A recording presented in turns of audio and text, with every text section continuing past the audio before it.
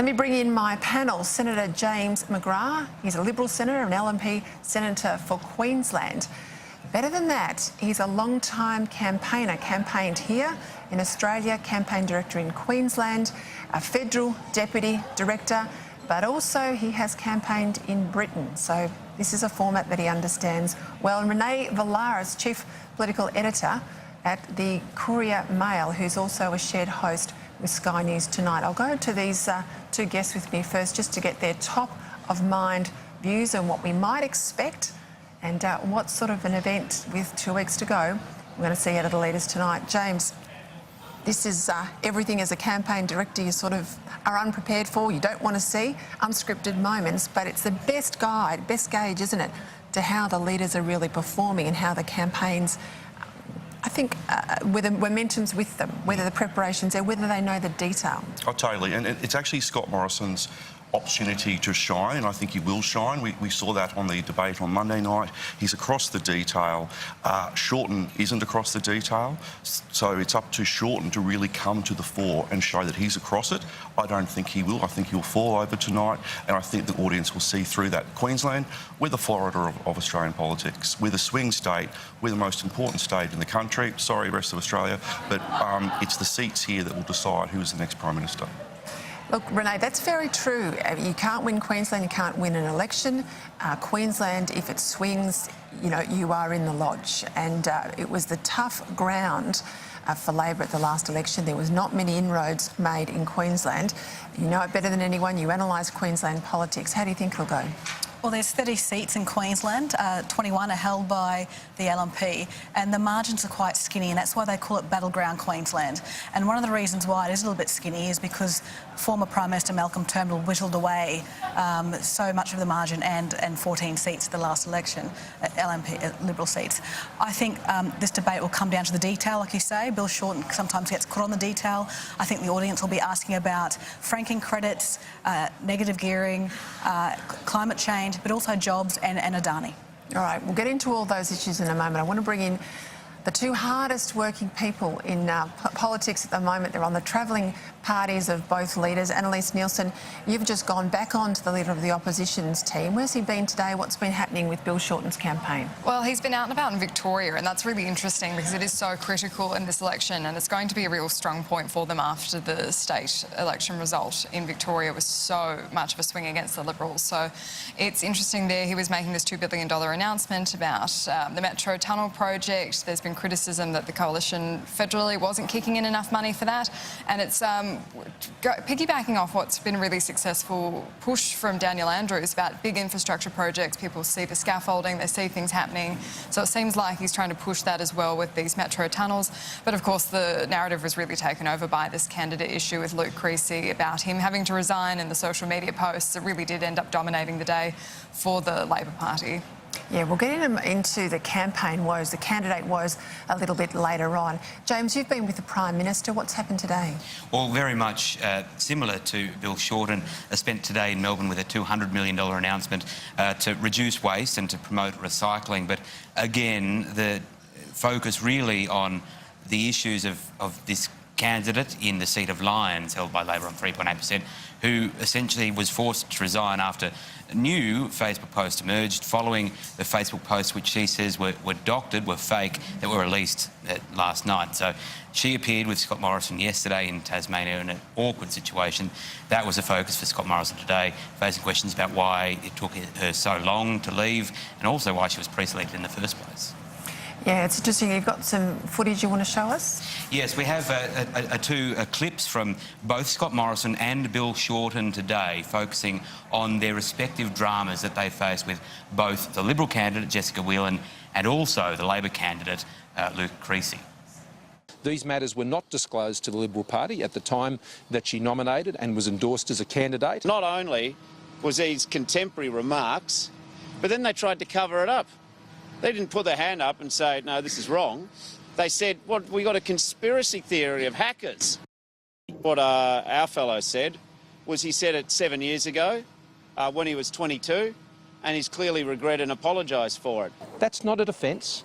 It's not an excuse. Is the standard you walk by, is the standard you accept. Yeah, they're very interesting. As I said, we'll get into the whole issue of candidates. It's been spread right across both major parties, or actually, indeed, it's gone into One Nation and others as well. It's much more difficult if there are campaign candidate woes and it's hitting one side more than the other. But it really goes down to social media and candidate vetting. James, I'll just ask you, because you've been involved in all of this, is it so much harder now with social media and people having a long digital past for campaign directors? Oh, totally. It's very hard for parties to do that research into what candidates have done. And people say stupid things on Facebook and they're being called out for that. They forget that effectively every time you go on social media, it's a press release. And it might be from 5 or 10 years ago, but it comes back and it haunts people. Yeah, it was interesting with Luke Creasy today, Renee. I mean, he claimed that these comments were something he was highly embarrassed about. He tried to apologise for them. He was 22 years of age, and there's no way at 22 years of age you're not responsible for your actions. And it wasn't just, we know now, jokes about rape. There was some very tough language about taking some girls' virginity roughly. Things that, when the Labor Party is out doubling the spending on domestic violence, it goes right against the grain of their macro messages. I am actually surprised he lasted so long. I'm surprised he lasted so long too, but I think it was a factional war between Anthony Albanese's faction and Bill Shorten's faction. And the likelihood too that they might pick up Melbourne, so I don't think they wanted the candidate to go under the bus. And also think that they didn't want the Greens now get to take some of their resources and sandbag other seats. They actually don't need to keep their resources in Melbourne now. That actually it was a tactical issue as well. But the longer Bill Shorten hung on to this guy, it meant that his message was sidetracked. OK, let's get into the issue of Adani. We saw some extraordinary footage yesterday from the Labor MP, Cathy O'Toole, up in Herbert. That's around the Townsville way for people at home. Obviously, Adani is a big factor in that seat. And, it's the word you don't want to say, seemingly, if you're in the Labor Party. But if she's not supporting Adani, she's got no chance at all in that seat. And so the unions have made that point very clear. Let's have a look at the grab. Viewers who might know the pledge and not know your position, do you support the Adani? What I have signed on the pledge is that I support the opening of the Galilee Basin, and of course that mine is part of the Galilee Basin. Okay, so you support the Adani mine? I support the opening of the Galilee Basin, and I have pledged that to the people of Townsville. Just to make it crystal clear, you support the Adani mine? When I sign a pledge that says to me, do you support the immediate opening of the Galilee Basin? Which includes the Adani mine? Which does, and I sign it within seconds of getting it. That's a yes. What am I saying to the people? I support the Adani mine. Opening of the Galilee Basin, of which the Adani mine is in a long list. OK. You just can't say the words, I support the Adani mine? I can't understand why there is so much fuss. It's pretty unedifying, Renee. I don't understand how a candidate gets themselves in knots over a job-creating project, because at the moment people in her electorate, where she has very high rates of unemployment, are crying out for this project. But I've heard that there's some polling done in the past couple of days in central Queensland seats, Flynn, Dawson, Capricornia, and the top issues are jobs, jobs, jobs. They aren't health, they aren't education, which means that Labor message has been drowned out by a very strong campaign for Adani and jobs. James, I spoke to some people inside both camps, Labor camp and Liberal camps. I was surprised not to see an anti-Adani sentiment in and around Brisbane and southeast Queensland. I thought, of course, Adani's popular to the north, but I expected some sort of blowback around the suburbs. They said it's not factoring in at all, really, as a Brisbane issue, but it's huge in Victoria. How do you think Brisbane and Queensland voters take to the southern states telling them what to do? We don't. We don't really care about the southern states. They're very important in their own domain, but Queensland, we're pretty focused on ourselves. And the people in the southeast corner understand that we want our friends and our cousins and our fellow Queenslanders up in central Queensland, North Queensland have jobs. Adani is about jobs. 14,500 people have registered to work for Adani. A third of them are unemployed. Now, 800 people are already working for Adani. It's going to employ 1,500 people once it gets up and going. This is about people being able to pay their bills and put their kids through school and build themselves a better life. Why are people arguing against that? Renee, what's this today with the black-throated finch? There's more roadblocks, it would assume, in relation to Adani. Yet just the other day, with the same bird, the same endangered bird, there was a mine approved. Unpack it for us. Basically, it's called the black-throated finch, and it is apparently only a bird that can affect Adani and no other mine. And I think what the state government is doing, it keeps shifting the goalpost. Every time Lucas Dow tries to meet certain goals and expectations, the state government goes away and the bureaucrats go away into a little room and think, how can we now change the rules or the environmental practices to kind of not get this mine over the line, because that's the only way you can look at this. It just changes all the time. I mean, this mine has been on the books for 7 years. And, you know, at the last campaign, state election campaign 2017, when there was a leaders debate, Adani came up in the leaders debate. So this is an issue that's vexing the Labor Party for such a long time. And it comes down to being about jobs. But it's vexing them in terms of this mine going ahead. But, James, there are reports today, the Queensland Resources Council CEO, Ian McFarlane, he made it clear that they have been approached, mining executives have been approached to appear before committees to discuss an increase to coal royalties by the state government. They want more money coming in from coal mining, presumably because the budget's in not great shape, but they won't have more mines go ahead. So it's, you know, do as I say, not as I do. Labor are total hypocrites about this. They actually are approving other mines. Another mine has been approved, $1.7 billion mine.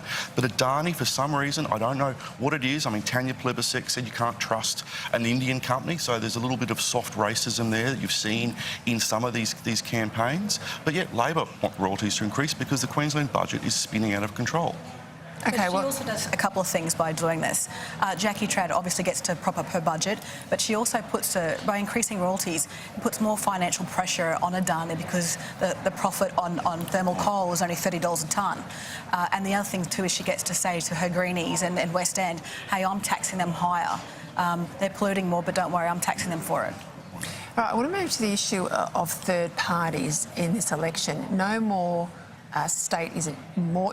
There's no other state where it is as pronounced as Queensland. You've got the Palmer United Party, United Australia Party. He's rebranded himself this time round with a strong presence in Queensland. Obviously, he wants to himself find a seat in the Australian Senate as a senator for Queensland. Perhaps might sit next to you, James, if you're lucky. But then also the issue of Pauline Hanson. This is her home ground, her home territory. Both have had issues in recent weeks, Renee. Particularly Pauline Hanson. Has it damaged her prospects in Queensland? No, because I think there's been polling that shows that after that Tier interview, the numbers went up. And I don't know if you've been told about the same polling as me, but it hasn't actually. It's done the opposite. So Pauline tearing up on TV saying, why do men keep doing this to me? Those loyal followers after 20 years, they're the ones who come out of the woodworks and say, we're sticking up for Pauline. And Renee, tell me about Clive Palmer's chances here, particularly in relation to the Senate. In the city? In the Senate. In the Senate. Oh, he'll get there.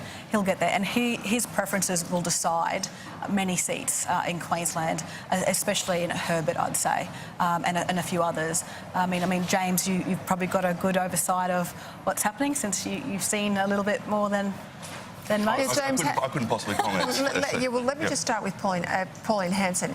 Do you agree with Renee that this last few weeks, particularly the last week, the attacks on her, the perceived attacks on her, the loss of more candidates, the men dragging her down type thing, has it worked? What the media don't understand is the more you attack Pauline, the more her supporters, as Renee said, will solidify around her.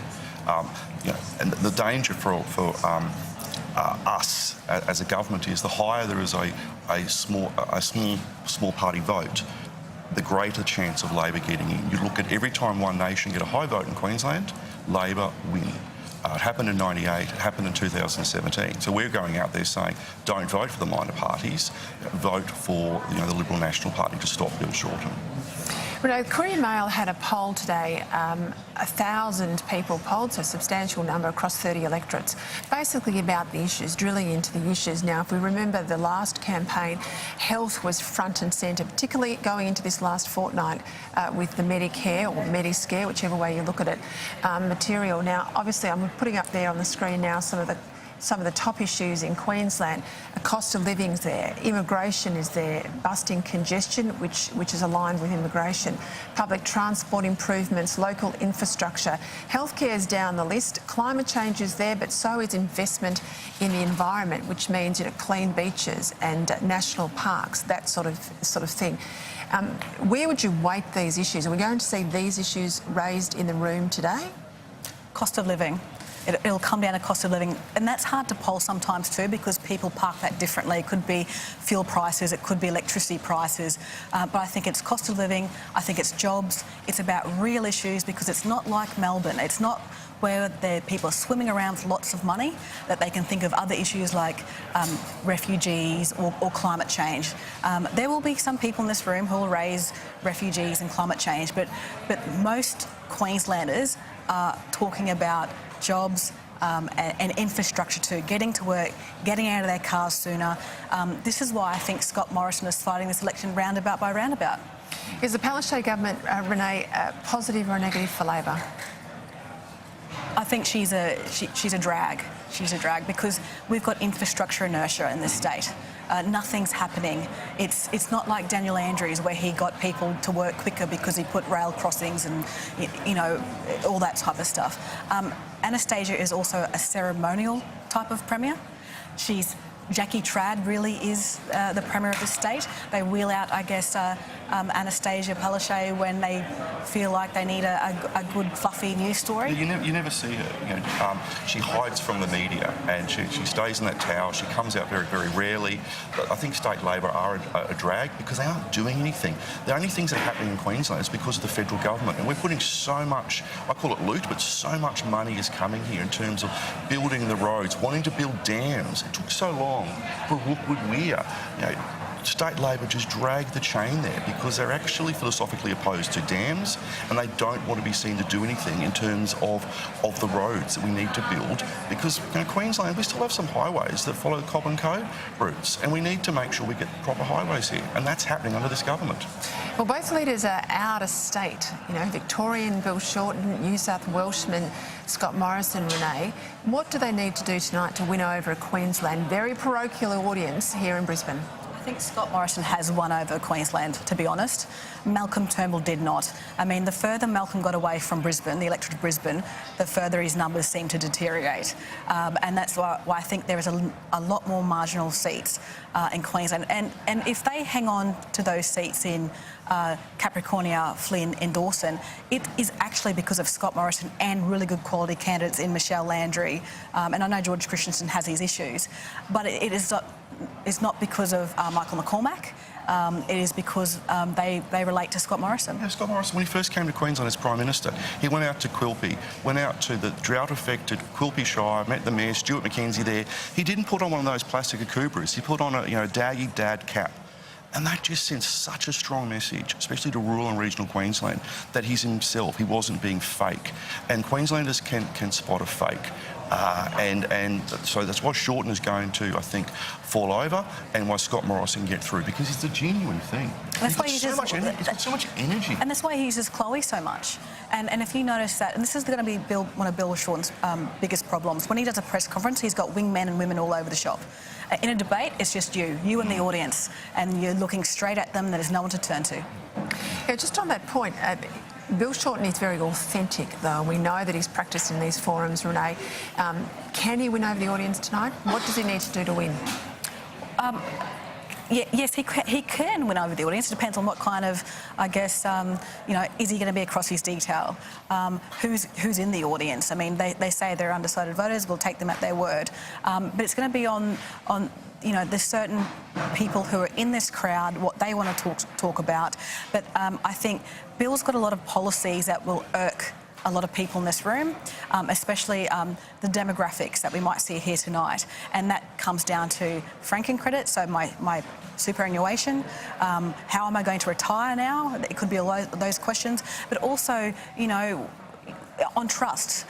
You say one thing in Victoria, but you say one thing here. I mean, and there's a big question around this intervention and paying childcare workers with taxpayers' money. I mean, I think, other people, I think that's more than a bricklayer. A childcare worker gets paid more per hour than a brickie. But this is another example of him not being across the detail. Is that, you know, there are 195,000 childcare workers in Australia, and he's talked about 100,000 and 140,000, and he keeps doing these backflips on backflips. There's nowhere to hide tonight, Senator James McGrath. Thanks for your time. I'll ask you to stick around. Renee Valaris, good luck tonight. We'll look very much forward to your analysis tomorrow in the Courier Mail. And to the travelling team, thank you very much, Annalise Nielsen, James O'Doherty. Back soon.